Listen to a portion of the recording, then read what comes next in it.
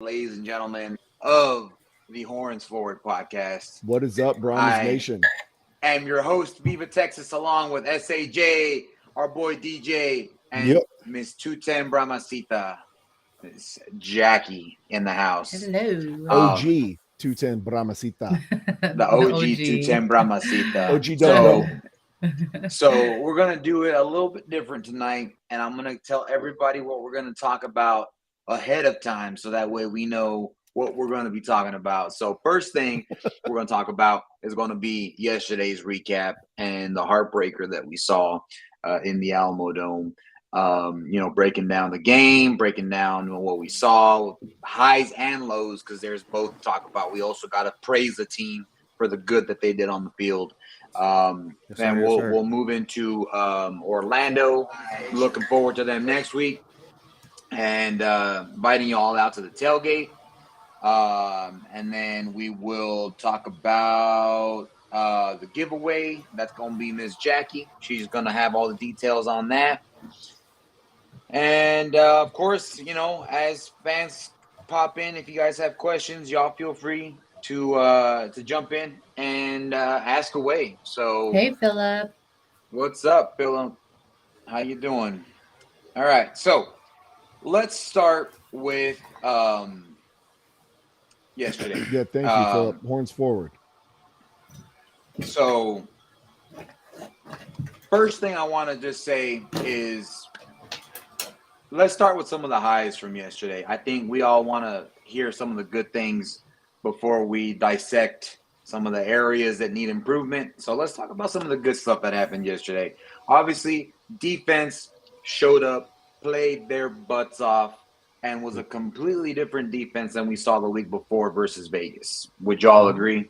Yeah, 100%. Yeah, that For was sure. the defense that we are known for, that we are used to seeing, and they came out hungry. They really did. Another high, like Philip said, Parker freaking Romo. That's right. I am going to miss him The GOAT. because we all know he is going to be in the NFL next season. I've told him and his family as such, and he's humble, and he says, "We'll see." And I'm like, "No, we'll see you in the NFL, brother." Like, come on. But yeah, no. So it is. So, of course, coming in clutch, especially at the end there, Oh, sent us into Jimmy. overtime. Don't even acknowledge the trolls. Hey, Let's John. see. No, I want to acknowledge this one right here. Go Renegades, because Hey, can Mr. we Jimmy speak Hanna here, clock? Mr. Jimmy over here was saying go Orlando not too long ago, already giving up on his Renegades. So this Truth. post here, he's already lying. So Truth. But yeah, so Parker Romo, of course, coming in clutch like he usually does. And the defense also coming in clutch. And then for me personally, my moment of the game was when we caught that interception in the fourth quarter to set up that Cam go Kelly, home, Cam field Kelly. goal. Yep. Cam Kelly catching the golden sombrero. I put it out there to the team during the meet and greets. I told them, I said, "Hey, y'all tell your team, first one to do." I said touchdown. Turned out first one to do anything good. Y'all come find me. You know where I sit, and y'all come get my sombrero. And I'm glad that they followed through. And after the game, my wife went to go get a couple autographs, and the players said that they really needed that spark, and just having that interaction with the fans just lit up the sideline and just gave them just gave them new life. Whereas I think, Jason, you can speak to this. The Houston sideline was completely deflated after that. Let's talk about the Houston sideline. So, Yeah. Goodness. yes, some of the good Hey, that did come Noah. out of the game was the fan interaction, right? You guys know me. You know I go hard in the paint. I'm going to harass every opponent that comes in. It doesn't matter if we're 10-0 or 0-10, right? Our job as the fans is to make sure that we're out there supporting our team, giving the other team the business, making them feel as uncomfortable as humanly possible while they're in our house, because it's our house. You are not going to just come in and get a win. You are going to have to earn it. You're going to have to beat us in every level of the game. And we made sure that we did our part to the point where we had a lot of Houston players not real happy with us, to the point where they kind of complained to security about us. But at the end of the day, we did definitely tell them, hey man, hats off to you guys. You played your hearts out. You beat us, but it was a great game. We fought you until the bitter end. And we wound up making a bunch of new friends in the stands that were Renegades fans. So as we've talked about, right, that as much as we love our Brahmas, we love this league just as much, and we want every team to succeed. We want to make sure that every team has a fan base that's actually supporting the team for the health of the league. Teams like Vegas or like Orlando, who are basically completely out of the playoffs, they're still relevant, right? They still have a fan base, and it feeds into the league that supports our team.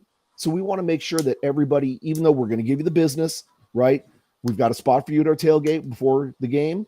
We got spots for you to hang out when the game is over, and we're gonna walk in frenemies. We're gonna walk out good friends, right? Because once the play is done, once the game is over with, we're gonna go back to being normal people, and we're gonna respect you for showing up and showing out for your team. So as long as Arlington doesn't adopt the Dallas name again, they're good in my book. Otherwise, if they are, then they are my number one enemy. Well, so Arlington, stay in Arlington. All right, keep the Arlington name. Don't be the Dallas Renegades anymore. That's done. Well, all right. I mean, does that really even apply considering the Dallas Cowboys don't even play in Dallas? Like, they really are the Arlington Cowboys. They really are. Why don't they? Why doesn't the big Walmart Supercenter that hosts their team just change the name over to the Arlington Cowboys and be done with it? Because the same reason Jerry Jones is paying to make sure San Antonio doesn't get a football team. Oh, we're going to have a whole separate show about that, sir. Okay.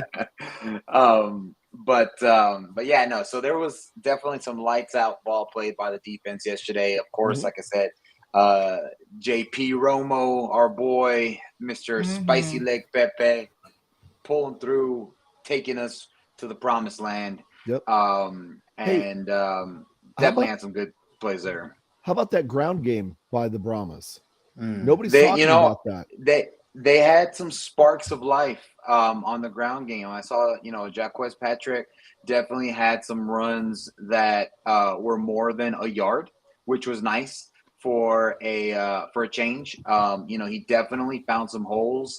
The offensive line looked like, the offense as a whole looked like they started to get into a rhythm. It just wasn't consistent.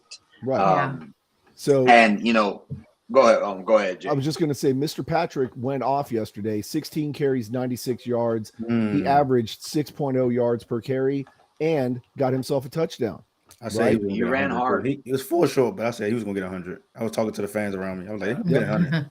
Yep. And that in and of itself is a miracle with the offensive line problems that we've been having this season. Yeah, for one of our backs to go off for anything over 50 yards is worth celebrating. Yeah. Our man almost got 100. So yeah, absolutely. I mean, and very close. Was it him that got the touchdown stolen by Blandino too? Did you say? That was him. Yeah. Okay. That is a good one. I'm going to use that. Blind Dino. Now, I'm going to be honest with you guys because I thought the same thing. I went back and watched it. He's about 1.5 feet, 2 feet short because his left foot went out of bounds before the ball broke the plane. Yeah. So it was a good call, unfortunately. Yeah. Why do you have to?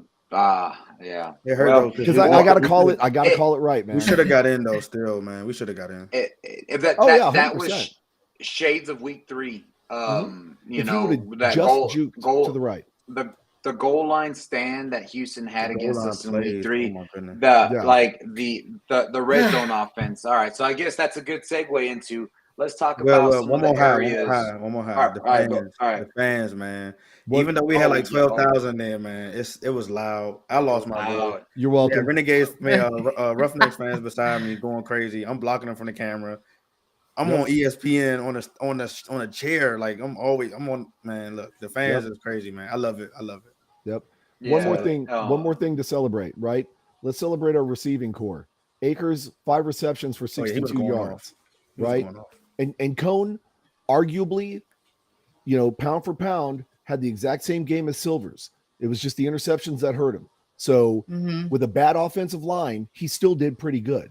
So, let's give Cone his credit. He did his part. I will He say tried. though, like he was in a much better attitude than I've seen him before. Also, Oh yeah, smiling. That's not a Cone I'm used to seeing, and hopefully that was just to some of the fans pumping him up during meet and greets. Put that comment up, Jorge, if you would, from Mr. Rankin. which one? From Mr. Rankin, top comment. This one right here. Well, that was one of them. I don't see that His one. most but recent. His further most up, recent. yeah. The Patrick broke Gamer hand. Oh, the broke most my recent hand. one. Oh yeah. Yeah, Oh wow, that's crazy. Oh I did yeah. not know that. Hey, yeah. That yeah. that is the kind of engagement He that is we're big, looking too. for with the team. So He's that's a big another dude, thing man. to celebrate, that they know we're there. Yo, They Brian. know Oh, yeah. Orlando. we're working our tails off trying to celebrate with them and hype them up and get them going. So they see And us, it's what we they were. recognize us. It's exactly what we talked about last week. We as the fans play such a big part for these players. Mhm. And having gone to them, I went to one of the meet and greets last week on this past weekend on Saturday at Dick's, where Jack Cohn was Sporting at good. that one. Mhm. And yeah, Dick's Sporting Not Goods. you with the sporting goods. Don't forget the rest of that name. Don't forget the Sporting Goods. But This is a family-friendly show, sir. Yes. I didn't say anything. I just said But, Dick Sporting Goods. That's his name of it. but when I saw him there, he greeted me with a smile, and he looked very comfortable, very happy to be there. Whereas I remember at the very first meet and greet right before the season He started, ain't smile. he looked a little uncomfortable. I think it was a new environment, new fan base, didn't know what to expect. I get it. But we're now he's known us for 8 weeks. And I loved seeing that smile. And I think that made a world of a difference, especially being able to see the fans before the game, tell them, hey, we believe in you. We got you. Cause I heard a lot of that at the meet and greet. And that stuff plays, it gets to a player's head. It definitely helps put them in the right mindset. Now, I know a lot of people want to jump on him as the quarterback for bad play, but I'm gonna argue that. I'm gonna say Cone had one of the better games that I've seen him played all season. Yes, for a while he had a stretch there where I'm gonna call it and say he had the yips. He wasn't playing to his potential, and then he got hurt. I don't really know what he got hurt with.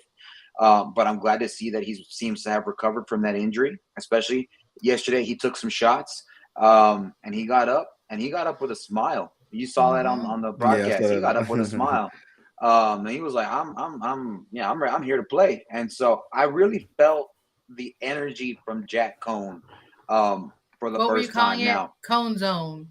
the Cone Zone, yeah, The cone I was in the zone. Cone Zone yesterday. What does Now that I mean? know. Oh, That Lord, means here that we you go. just you are one with the cone. Like you and Jack Cone, like you just have that synergy, that connection. And I had that It's a connection with vibe. him. Oh, that's It's that's a It's a something. vibe. vibe. It's a That's something thing. new that we doing. We something new. Yeah, Cone yeah. zone. We're Cone getting in the zone, cone okay. zone. All right. And so Just now roll with it, the Daryl. thing is that just roll with it. I always I, gotta Now, push back. I'm I always rolling with gotta it. push back. I'm rolling Ask with it. I'm rolling with it. questions. I'm now, zipping. I'm zip. one of the things that I've seen that's a common thread is everyone wants to jump on Jack Cohn for saying he's a terrible quarterback. He's just not the right thing. And after seeing him play yesterday, I have to disagree. There's a lot of good things that I saw. A lot of the way he ran the ball. He ran with confidence. Whereas we've seen before him running without that confidence. This time he ran with a purpose when he had to run for the ball. The If you go back and watch it now, I did go back and watch the game, and in this situation, the fault of the offense and the lack of forward progress, I am going to place that on the line. And I'm going to, and I hate to do this, but I'm going to specifically call out our tackles because we chatted about this earlier, and I wanted to make sure that people understand.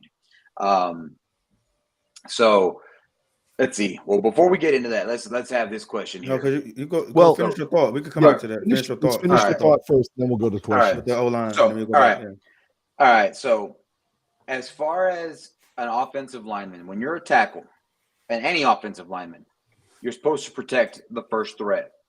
Now, what Houston was doing and what was causing the sacks that were happening all the time is that they were sneaking up the safeties from the outside, hiding them behind the defensive ends. And when they were doing that, the linebackers were taking 2 steps back. That means they're dropping into pass coverage because they were playing. Houston was playing to the weakness of our offensive line, specifically our tackles. Now, as a tackle, you're supposed to see that. You're supposed to call the blitz and say, blitz, blitz, blitz, blitz. That then alerts Jack Cohn to look and see what else is going on. He sees the linebackers coming back. So that gives them an opportunity to know, okay, the linebackers are coming back. And then rather than protect the threat from the outside, you see the defensive ends crash in, which then becomes the responsibility of the guards because the center has the nose tackle. The defensive ends crashed in, and you had the blitzes from the safeties coming from the outside, and they got there within 2 seconds because they were unblocked because the tackles blocked inside to the defensive ends, and they did not block the outside threat. And that falls on the tackle's responsibilities to call out that blitz because they're supposed to be the ones seeing that, protecting the outside. And both tackles were not calling that out. I did not see a single time that they called out that outside threat, outside blitz. And every time they ran that safety blitz where they dropped the linebackers into pass coverage, the linebackers stuck with the receivers because they knew they could. Linebackers are not meant to be in pass coverage, but when you only have 2 seconds to throw the ball, you absolutely can drop the linebackers into pass coverage because you ain't gotta worry about it because your trench is already gonna get back there. Yeah, it's already back there, and Coach Ward even called it out during the post-game press conference. We had too many guys from Houston coming through unblocked. And the reason for that is that you don't have the same offensive line week in and week out. There's people who don't understand the playbook. They don't understand the pass blocking schemes. You don't get that repetition and you don't get that chemistry, like you said. Now, yes, to Philip's point here, Coach Ward was also throwing. He was saying that Cohn was not throwing the ball fast enough, but he really to Cohn's defense, his receivers ain't had no time to even get their routes off. 2 seconds. 2 seconds is not enough, man. Yeah. And 2 seconds is not enough. The thing is that like you as the tackles, you got to do a better job of calling the outside blitz. I just wonder where the disconnect is. Where the disconnect is for them. The disconnect is that they don't have consistency on the offensive line. Yeah. Yep. And there's also not communicating. When you're on the offensive line, you need to be screaming out coverages. You need to be calling out players. You need to be telling people, I see you, calling them out, and let the defender know, I see you, and I ain't going to let you get to my quarterback. Like, you need to make sure that is known. And I didn't hear any of that from the offensive line. I didn't see any pointing. I didn't see any calling out. I just saw them line up and do their block and let those guys from the outside come in and crash it within two seconds of start of the play getting off. And so that is one of the biggest gripes that I had is just looking. I mean, I was so frustrated as a former offensive tackle myself watching that. And I hope that they see that in the game film and realize, tackles, you need to be more verbal. You need to be able to call out those blitzes when you see them to let our quarterback know. Because the thing is that the plays that were working were short passes to our tight end, Alize Mack. Those plays were always there, but we couldn't utilize them because we needed to help the tackles block. And it's just it's frustrating to see that. When you look back at the film, it's going to be probably one of the most frustrating film games for them to watch, and I hope that it is as an offensive line unit, because there's so many missed opportunities, that just missed assignments, not having your eyes open, not having it was all tunnel vision, Yeah. and you got to be able to see the field. And it was just I really hope that when they go back and watch this, that not only the goal line stand, when you can't punch in a ball from 2 yards out, that's a pride thing at that point. That means go hit the sled some more. You know, that 2 yards should be a cakewalk for any offensive line. But for ours, it's been an Achilles heel all It's season a long, and struggle. it's been frustrating. Right. Well, and some of that can go back, to the experience of the players, right? That's why they're here in the XFL, is to try and sharpen those skills and get to that next level. So this off season, I really think it would benefit the team, depending on how they're going to mix things up, because we don't really even know necessarily who's going where this next season. Are they coming back to Right. San Antonio? Are they going back into a giant pool? What is it? But whatever it is, for those players, I think it would be very beneficial for them to take some time and actually meet with, some offensive line coaches and really do some work on their own to try and sharpen their skills and get better. So if they do come back, they're ready. If they go to another team, hopefully they get a chance and go to another team. But they have that field presence a little bit better to call out some of the things that, like you said, Jorge, that, the corner sneaking up and stuff, and just reading the different coverages and calling people out and doing the things that they need to do. Right. Yeah. And if they want someone who's in Texas, I can tell them, call up Juan Castillo. He's a product of the Rio Grande Valley. He played at Texas A&I. He coached in the old USFL, or he played in the old USFL of the 80s. He's coached for the Eagles. He coached their offensive line. He's coached at the Ravens. He's coached all over the NFL. And he is someone that, I've met him, and I respect the hell out of Juan Castillo, because so there's a story about him that John Gruden, he said, he goes, so I get to the field house at maybe at 3 o'clock in the morning, thinking I'm the first one there, and I see that there's a light on in the film room, and I walk in, and who do I see? Juan Castillo, already watching film. He beat me somehow, and I'm like, brother, did you go home? He's like, yeah, I went home. I slept. I got here 45 minutes ago.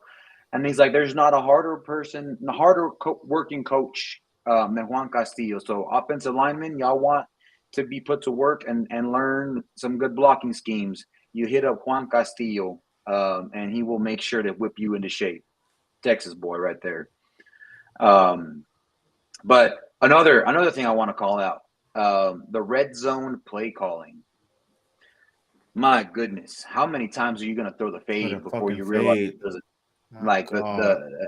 the fade, like they all attempts in the end zone were fade. It's like I felt like they were trying to force the ball to TJ Vasher when Houston knows they're trying to give it to Vasher, so they're going to double cover. I don't understand why we didn't run, bro.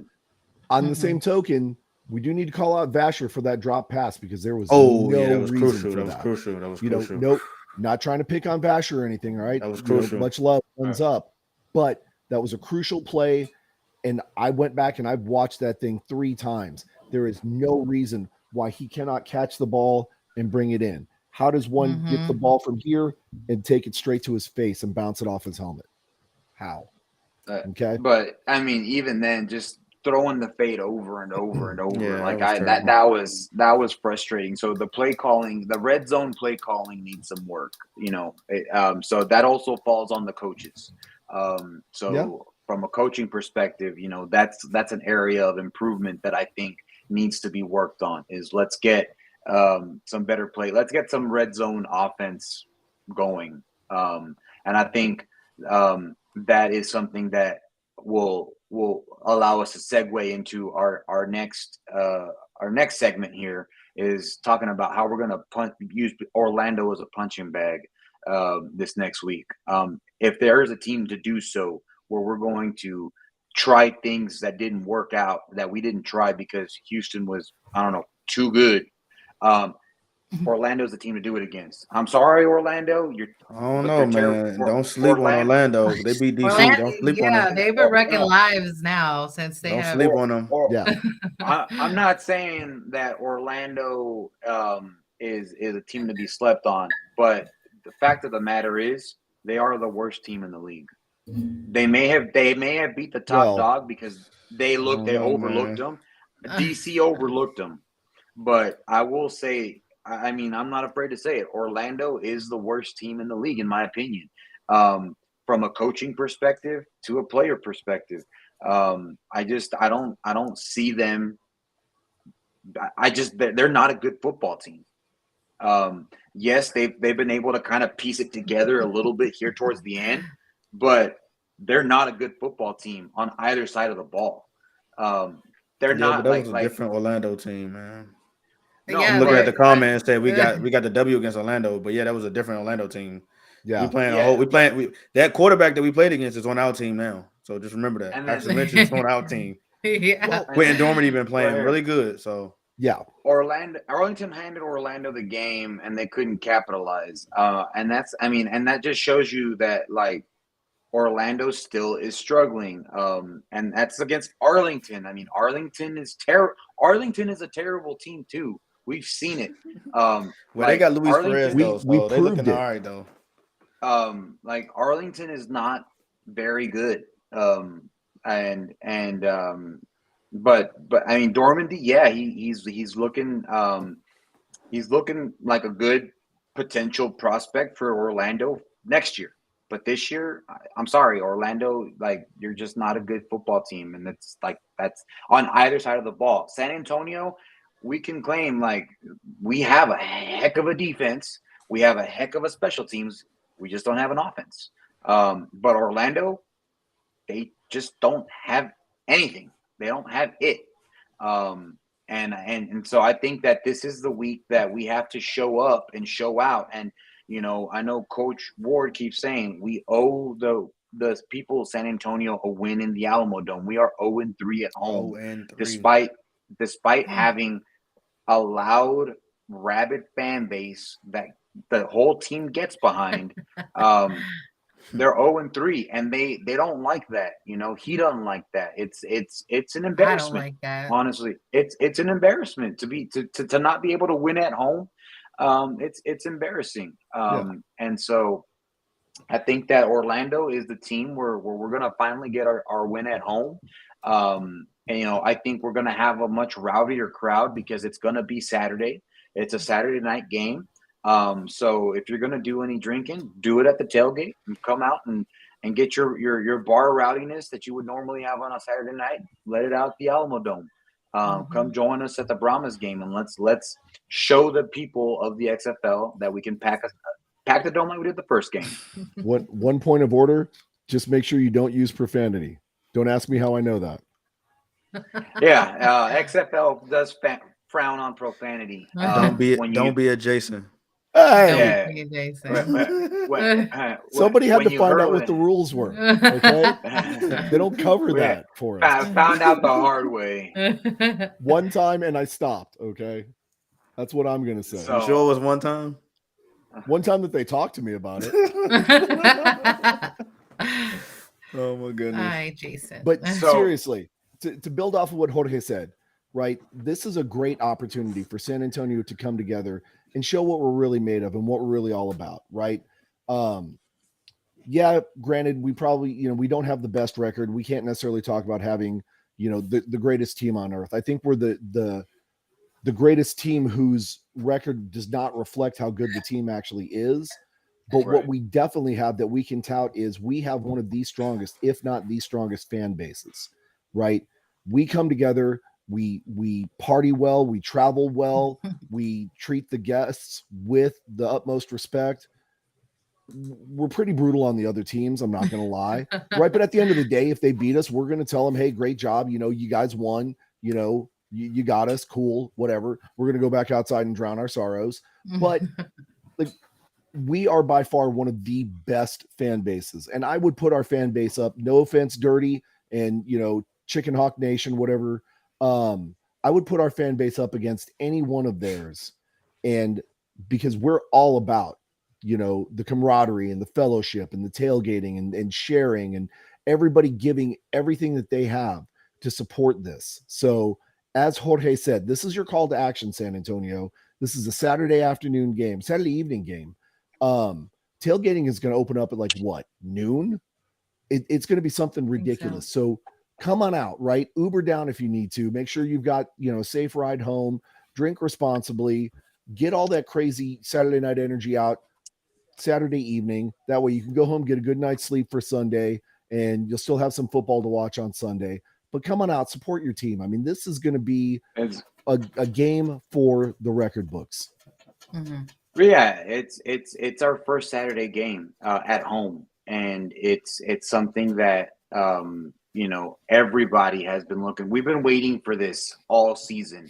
We've had of the 3 home games, 2 of the worst scheduled ones that we could possibly have. So this is our time to come back like we did the very first game, where we had a decently scheduled time at on a Sunday at 2:00, which is perfect. And then there's the hype, so we can definitely come up and show out. Absolutely. I mean, it's going to be one of these things that we're going to see what San Antonio is made of. If you just want a winner, and you're not going to show, you're going to complain the entire time, then by all means go ahead and do that. But you're not going to enjoy the experience. You're not going to enjoy the game. Mm-hmm. And so, yeah, at this point, it's for the experience, man. At this point, I mean, the game is gonna be the game, but at the end of the day, it's for the fan engagement, the experience. I mean, I had fun. The camaraderie. Anyway, I can lose my voice. I'm having fun. Yeah, especially same. As long as I don't have to hear you, that's good too. Yeah, especially when Daryl shows up on time, we have an excellent time. Wow. Yeah. Oh, when he shows up. How did this turn into me, Jorge? What's next on the list, man? I heard there's gonna be elote there also. Elote. Let's talk about what's on the menu for the tailgate. Yeah. So at the tailgate, we're going to have some roasted corn this week. We're going to have some street tacos this week. I'll be singing some tacos this week again, like I did the first game. Everything's going to be free, like it always is. Robert, oh my God. No, let me see right here. You got to put that up. No more games on Easter at 9 p.m. in the basement of the Alamo. This basement comment's going to happen every no episode. More excuses. I should just get a shirt made. Welcome to the basement right of the Alamo. Welcome to the Alamo right basement. Here. The tailgate is the game before the game. That is very true. Absolutely. I mean, so we're going to have a whole bunch of food out there. We're going to be giving it away for free like we always do, because that's how we do. And that's one of the things that, I think a couple of Houston fans may have misunderstood our hospitality somehow. I was seeing somewhere someone complaining, saying that they were disgusted by Brahmas fans. And I want to call this person out. I don't remember the name. I'm not going to say the name. But there was a comment that I did see out there in social media world that was saying that the Brahma fans were absolutely disgusting and repulsive and just one of the worst fan bases. And I mean, I wasn't aware that giving away free food and free Brahma beer that cost me $3.50 a can to Renegades fans was bad. I also wasn't aware that giving away my personal dog tag chain to a child who was crying because he didn't come out on the Jumbotron, who was a Roughnecks fan, was also classless. So if that's considered classless in Houston, my goodness, Houston, we have a problem. So I think it is fair that we do address the rest of it, because when I saw that, I could not let that go. I mean, I know I'm one of the mean rowdy fans. It was probably you. It actually wasn't me. No, so good. Was that that's what fans, I thought though at first. Yeah. I was like, oh, it had to be Jason. It 100% wasn't me. Causing trouble. I caused my fair share, but I made friends, right? And so some of the people came down from Killeen just to watch the team play, and they're going to be coming back this weekend too, and probably sitting in my section. So I hope they got their money's worth, man, because I definitely did what I could to put on a show. But I looked into it, and it looks like what they were saying was that it was the fans in the section where the visiting team comes in, that right above that tunnel where they come in from, that were Close to DJ, probably. yeah. Yeah, Apparently, it was on the corner. That's the Easter side. They was yelling Easter Bunny or some stuff online. right. But when I tried to engage them as to exactly chant. what happened, they never responded. So they never gave specific examples. So the closest I can think of is that they were not expecting us to boo the team Yeah. and razz the team and do what you normally would do at a It's football game. football. Yeah. Right. So Yeah. these may not have been actual football fans. These may have been people that showed up, because I can't believe we're the only ones that would boo the opponents, right? I mean, No, That happens in every sporting event, yeah. though. Not even just football. You traveled with the Brahmas. Like every game that the Brahmas have been to, minus Vegas, that I've been to, When the opposing team come out, the fans are booing. we got booed. What the team only was it fans that played like some country hick music when the that Brahmas was came Vegas. out? That was Seattle. Oh, Seattle, yeah. Seattle So- played like some like Alabama music, like it's like you wrong state, y'all. Like that's Birmingham over there. We don't do banjos and ding ding a ling ding ding ding a ling. Like that's not us. Like wrong. There's a reason you have a mariachi dress in the stands, not a guy in overalls. That might be a little bit further Jorge north, gotta chill, up man. 35. They might do that there. But the point was that Trolls gonna be trolls, right, Robert? That's a fact. right. Somebody called us out thinking that they, It's not little league ball. like they were basically just going to take a pop shot and run. And obviously we didn't just let that go, and they never engaged after that. So if there truly is a problem with the fan base, like come talk to any one of us from the fan page or this podcast here. Let us know what's going on, right? We'll definitely help you out.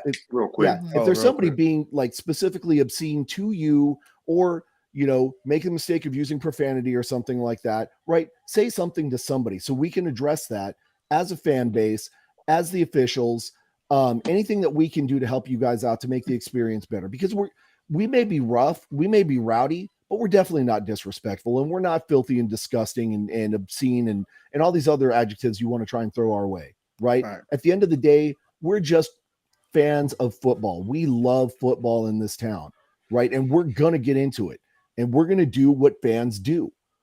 But there is a line, and we know not to cross that. So if somebody does, again, let one of us four here know. Let somebody know on the fan page, right? There's always a game thread. You can jump in there and say something, and one of us will find out, and we'll go handle it, right? Or we'll go let security know to handle it.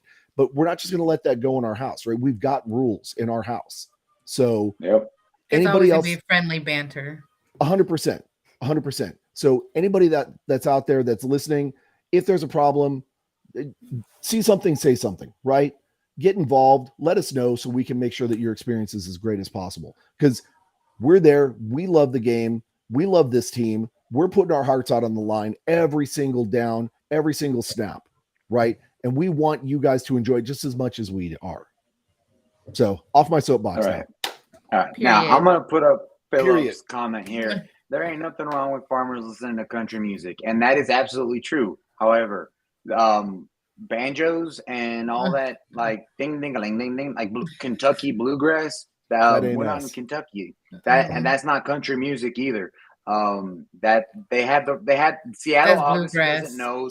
They don't know San Antonio. They didn't know the music to play. They need to come down, and we need to show them what's up. So next year, if assuming they still have Gucci Danucci,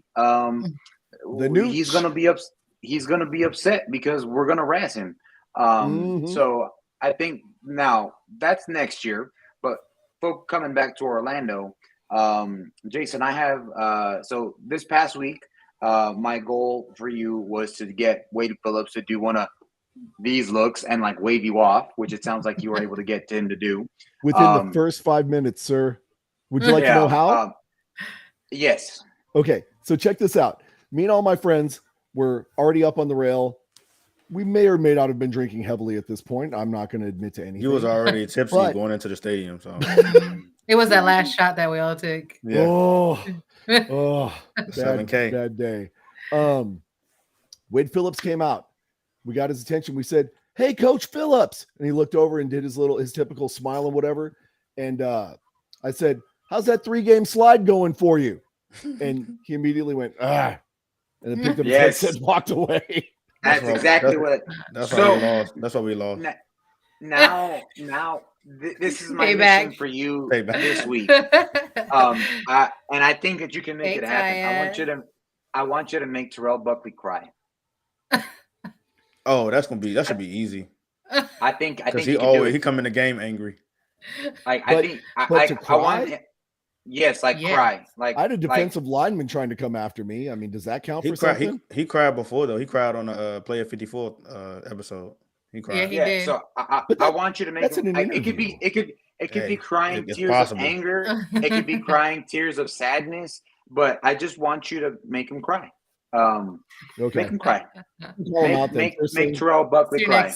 Next game challenge. First thing I'm going to say is, hey, Coach, you're not going to cry this game, are you? I got tissues for you, baby. It's all good. You should literally bring tissues. He gonna pull your ass over the rail, man.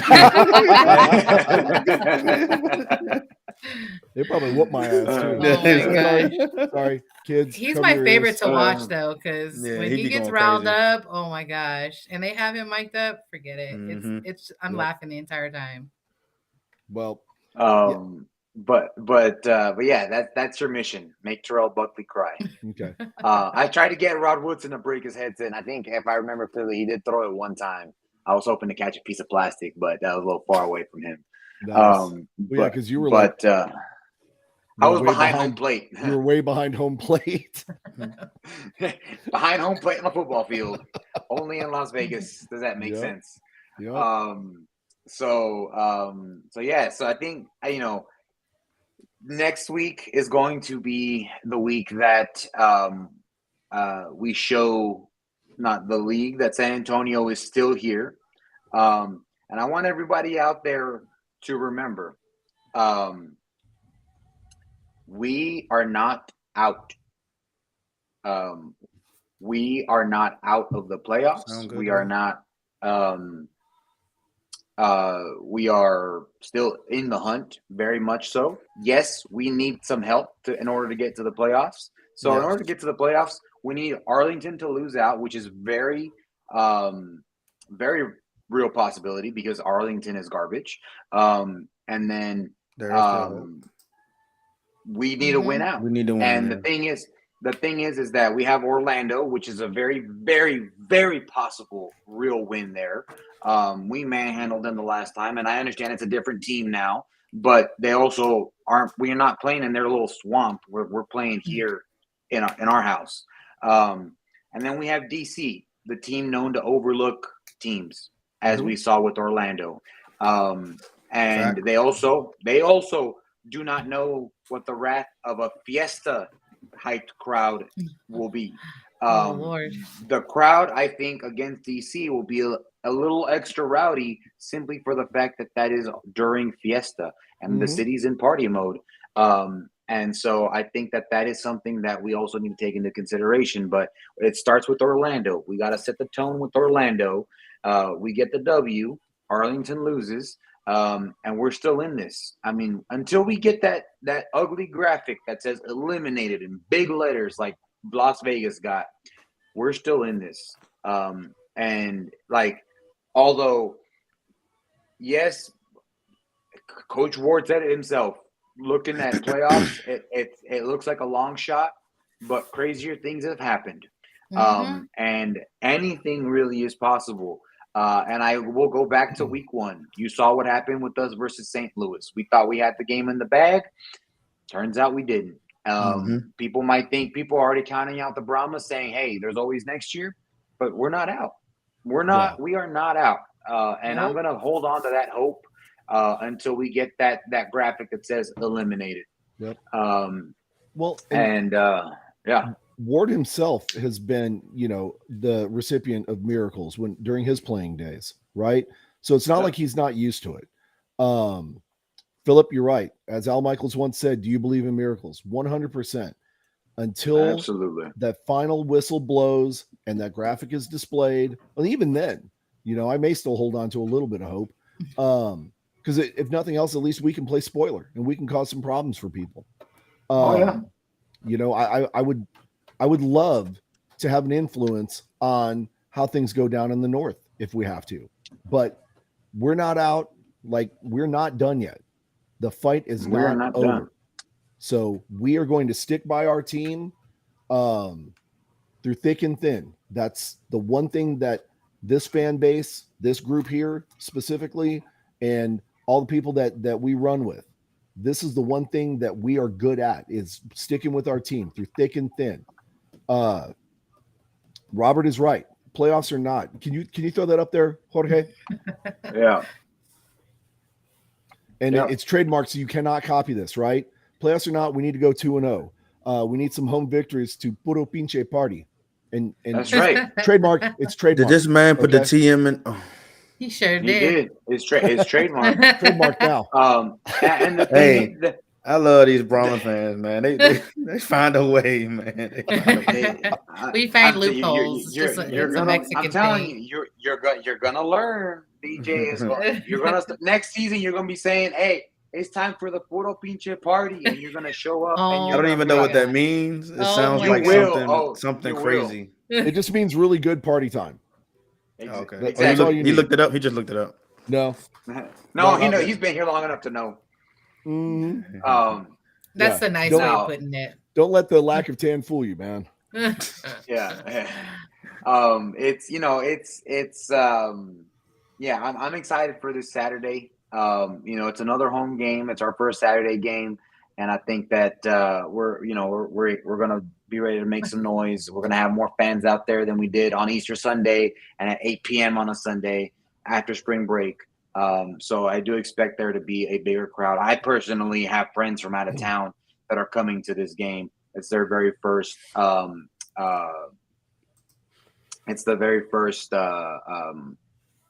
Brahmas game, and they're coming from Austin. And I want to make sure that the hype that I've been building up and that they've been seeing on social media from me, that they experience it firsthand. And I also, I've been telling my parents, I'll never forget when I bought the mariachi traje. They said, "What the heck are you doing, man? You're wasting your money." And I said, "Just you wait, just you wait." I was like, It'll "It's pay gonna be itself off. it'll be well worth the investment. Just you wait." And sure enough, like when they came to the first game, and my dad said, "My goodness, son, even the stray dogs know who you are." And I'm like, "Yeah." But now that we've known each other for 8, going on 9 weeks now, I was telling them, I was like, people just don't know me as that guy. They know my name. Like we are that close. We are family now. And I told them, I was like, you all, because my parents may come to the last game.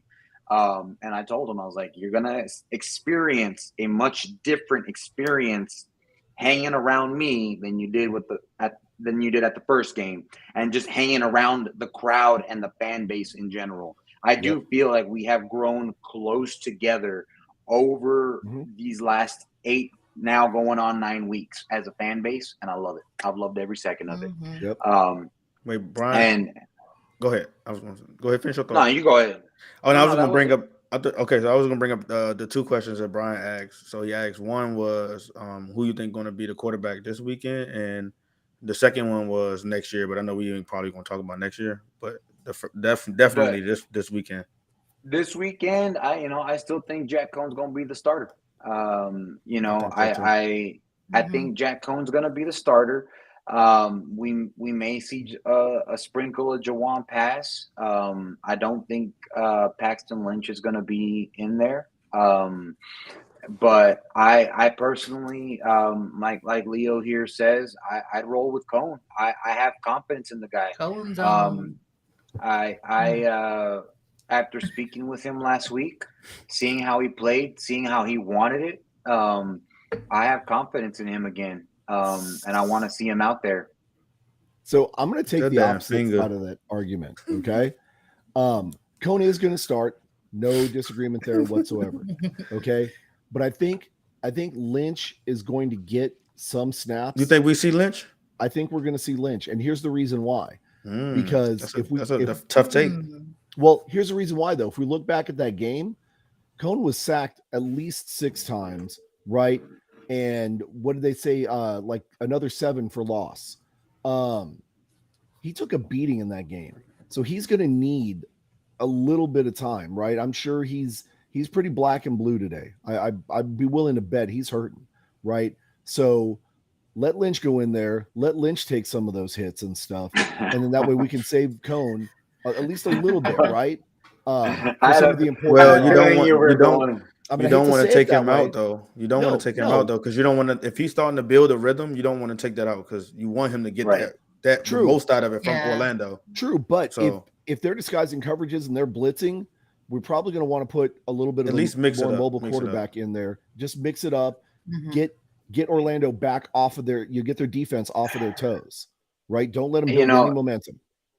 If we see Lynch, I think it's going to be because he's familiar with the Orlando defense. Yeah, he got a negative 1 yard. Negative 1 yard. Oh, sorry. I was answering the question. No. So you pointed to it. Yeah, over there. Yeah, so it'll be Lynch over pass. Down to Jay. Down. So pass. No, point at Jackie. He did. Pass did go on the field. He did have, I believe, a couple plays yesterday.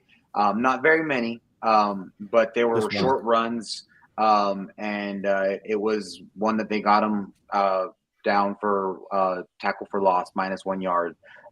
And it was going to be it was supposed to be a run play, but it was just like you said, a quarterback sneak because they can't. We don't have the offensive line chemistry to run a more complex blocking scheme besides the sneak. So, I think I would start with Cone, but I would have Lynch sitting ready to go because he is familiar with the Orlando defense. This is a must-win game.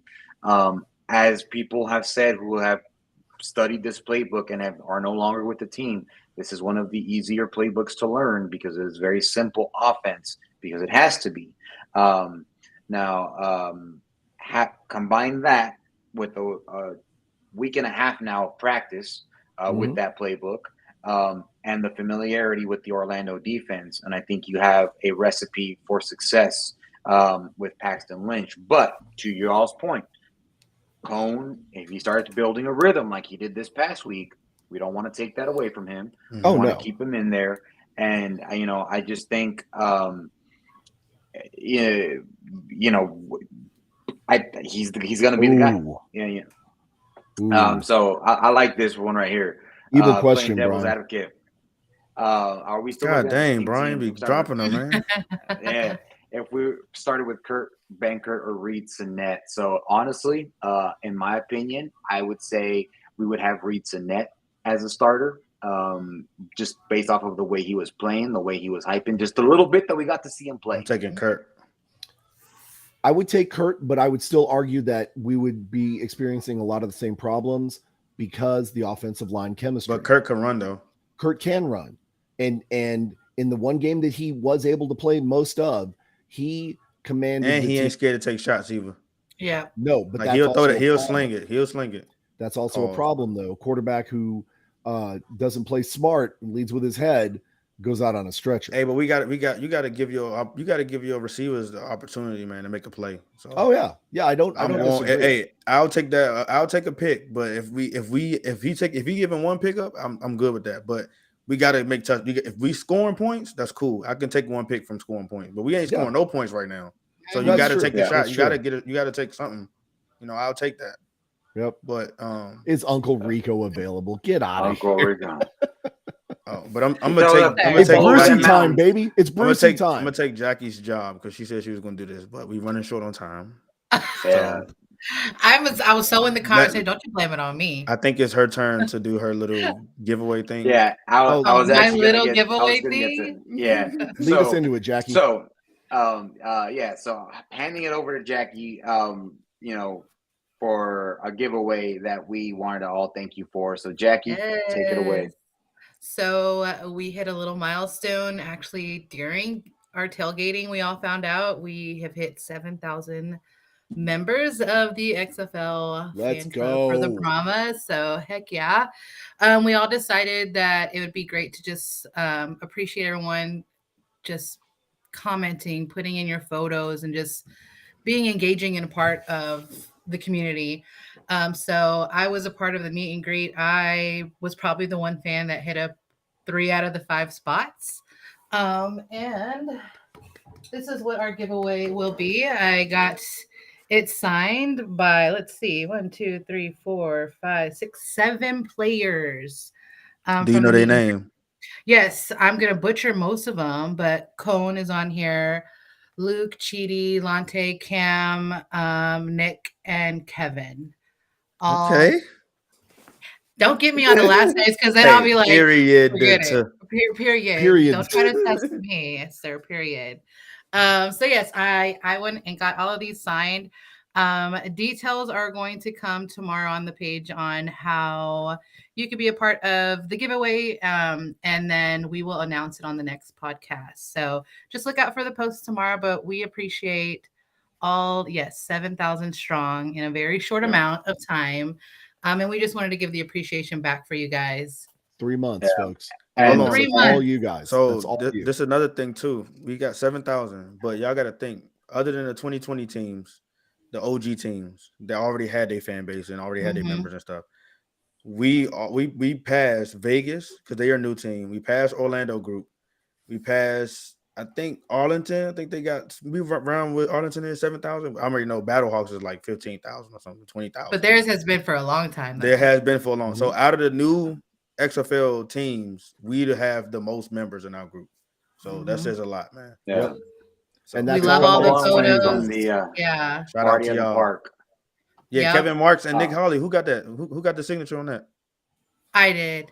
Oh, I see. yeah. Yep, I got That them that one at right there. Perry's. That was my Period. third stop. Period. I drove to So can I put HEB. my I name in drove there or no? no, No, admins are not sorry, no. admins. Dang, Oh, that's Sorry. crazy. Maybe if you r- show up to r- meet and greets. Dang, that's Yeah, yeah, maybe crazy. I show will up and show. I then mean, like my sign is r- getting full. This is most of it the from Saturday. the So rules here are so just for legal purposes because we've been hearing that there's been some legal issues going and mhm. hitting specifically Hearsay. Arlington fans. Um, so um, so no, there is no purchase necessary to require. There is no No, monetary gain or benefit from this. So please do not say how much is it going to cost to enter because that no. is zero. We are not gaining any money from this. This is a complete just a gift from the admins of the Facebook group to the fans who participate, who are engaged. None of us can win the hat. I personally don't need one. If you look, see there. Um, mine's a little so, bare, but but My head is uh, kind of empty, so I can use you one. need take I'll a write my name sharpie on and your just have them head sign your forehead. How much? How much? Uh, How much money is it to buy one? to buy what what? a new head? That would cost a No, lot of money. that signed item right there. Oh, Uh, uh, that's not the, for sale. That's mine. I even it's have the second sign that I started because I didn't know that we were gonna have How autographs much? after How the much game. is that? How much does that cost? it costs absolutely Wait, nothing. can It I is say this on the priceless. podcast because XFL people are probably listening. I just want to know how much it costs. It costs How much? absolutely nothing. It's priceless. Priceless. No monetary priceless. gain whatsoever. See, Yeah. Jason been following the instructions. See, he knows. See, that's what we're Mhm. supposed to say. I Exactly. was trying to catch It's y'all, So but Jackie's the like, one time in it's my not life for I follow sale. instructions. zero. It is Jackie's $0. probably about to say, catch me offline. I'll let you know how much it costs. I I think would she was going to say. never. I think she was I've about got to tell you to official catch these gear. Come hands. on. Yeah. And it is an officially licensed XFL hat. It is not a bootleg hat that It we is got. not. It's You have a not a receipt hat to that you back it buy up. off. It's still got Yeah, the tag on it for proof. Ooh, Yep. yeah. It's So not that's it is an fresh. official it dad hat. purchased at Dick's Sporting Goods, not Marbach At Road. Dick's Sporting $3.99. Goods. Marbach It's not Road. ghetto gear. It's the official gear. And yeah, so we want to do things right, make sure that we are supporting the league as best as we can. Yep. And that means if that's going to mean giving them a little bit of our hard-earned money so we can have a season 2, which we are going to have, but we also want to have season 3, season 4, season 5, and beyond. So we want to make sure to see this thing grow. And it starts with little things like this. And why don't we try to double this? next year. You know, we already got 7,000 crazy fans in our Facebook group. Let's go for more next year. You know, and trust me, as we get He threw the Free. trademark behind it, man. Oh my right god! here, right there you go. Alamo Wait till I Basement see this tours are man. free. I wait till I see him at the game, man. I'm just going. You got to show up though. Wow. To the But game, I got season tickets. so we do have Period, plans. Delta. So you know, as we're getting close to wrapping up our hour here, I do want to say that we do have plans to continue the podcast as we are getting closer to this end of the season, closer to the championship game. We do have plans to continue the podcast and focus on Brahmas and XFL football during the NFL season. Some of our plans do include having watch parties where we follow NFL players who were former Brahma players, Parker Romo. So and you Luke know, Barku gonna get drafted. Luke Barku gonna get picked up for sure. Oh, for sure, for sure. So you know what we're probably thinking is having some sort of watch party at a location. And this is going to be by the fans for the fans kind of thing. If we can get the team involved somehow, we certainly will try. But for right now, it is by the fans for the fans. You come out, you support. You know, we'll try to get we'll try to get a spot that has multiple TVs. So if you want to watch your team, if you're adamant and you want to watch your team, you know, we may be able to accommodate that. Like if I want to watch the Packers, I want to watch the Packers. But you know, if our boy Parker Romo is kicking field goals for the Cleveland Browns, it might be the first time I will ever see a Cleveland Browns jersey on this body. Because I did tell him I will buy a jersey wherever he goes, except if it's the Vikings. I cannot do the Vikings,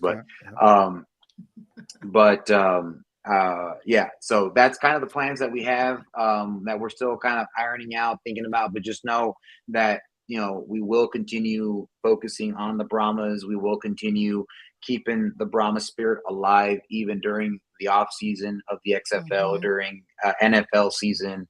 You know, we just remember that we're still going to be building up anticipation. I know we have a couple of Vikings fans in here that got offended by my comment, but I stand by what I say as an owner of the Green Bay Packers. Have fun with your empty trophy case. Well, and aren't we de facto owners of the Chicago Bears as well? That too, yeah. They do belong to the Green Bay Packers. So I'm just but saying. enough NFL talk.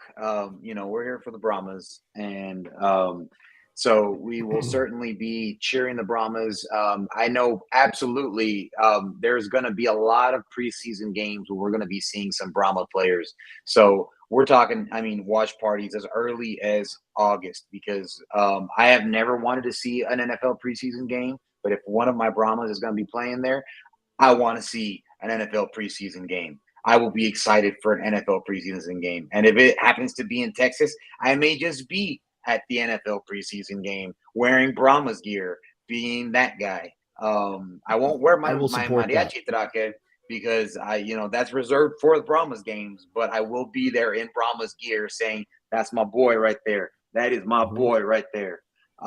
So definitely, things we will be planning for the off season.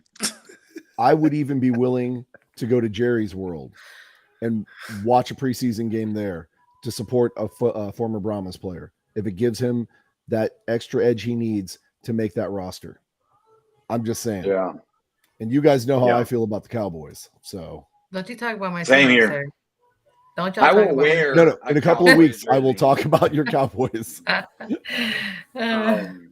So as a final prediction to let us go here before we go, we got Brian saying ain't no goddamn going way. New XL merchandise and jerseys. Not gonna happen. Hold that thought, April Fools. Hold that April thought. Fools. Yeah. That maybe if you found a golden egg. The best that I'm gonna hope for is Under Armour XFL hats, but that's about it. And capri pants. I already got those. Coach I'm Capri's. actually wearing them as we speak. Coach Capri's. Check it out. Boom! Coach Capri's for the win. Not the cracks. Oh, go ahead, DJ. Yeah. DJ, you had a point? Point of order. Nope. I was just I was trying to be like you. That's just saying point of order. well, that's all, right? with I've that, got something. With that being said, I guess that is our signal from Mr. DJ King Mars Oh, himself. he's saying. Dang. We are saying it is Shameless time. plug. He ain't hit in yet. Shameless plug. Of course, yeah. No, I'm gonna shameless plug your music. So of course, if you want to hear some good sick beats, No, don't do listen that. to my boy. Listen to my boy King Mars. Brahmas down only, here. man. Brahmas only. And you know, if you want to hear some profanity, you see some Mr. SAJ over there. If you want to see some creativity, you got Miss Jackie down there. And then of course, unofficial Brahmas merchandise. Barbach Hey, don't be Barker, calling me. baby. I don't know what you're talking about. And then if you want to feel like you need a passport to come to San Antonio, obviously you come see me. So that is that's our post Houston Roughnecks episode. So thank you guys for tuning in to episode 3 of the Horns Forward podcast. We'll be back again on Friday. So tune in on Friday as we prepare for Orlando and come out to the tailgate. You know, it's going to be a later game, so no excuses of showing up late, DJ. Oh, I was at the Alamo Dome, not the Alamo Dome, the Alamo basement. you were in the basement of the Alamo. He went to the wrong Alamo. He was like, Alamo. I was like, I thought it was at the Alamo, not the Alamo Dome. Oh, my bad. I said, let me just keep going. So, good night, everybody. Thank you guys for joining. Horns forward, we'll always. See you guys. Horns forward, and we'll see you guys on Friday to talk more Brahmas football. Y'all have a good night and a good rest of your week. Sir.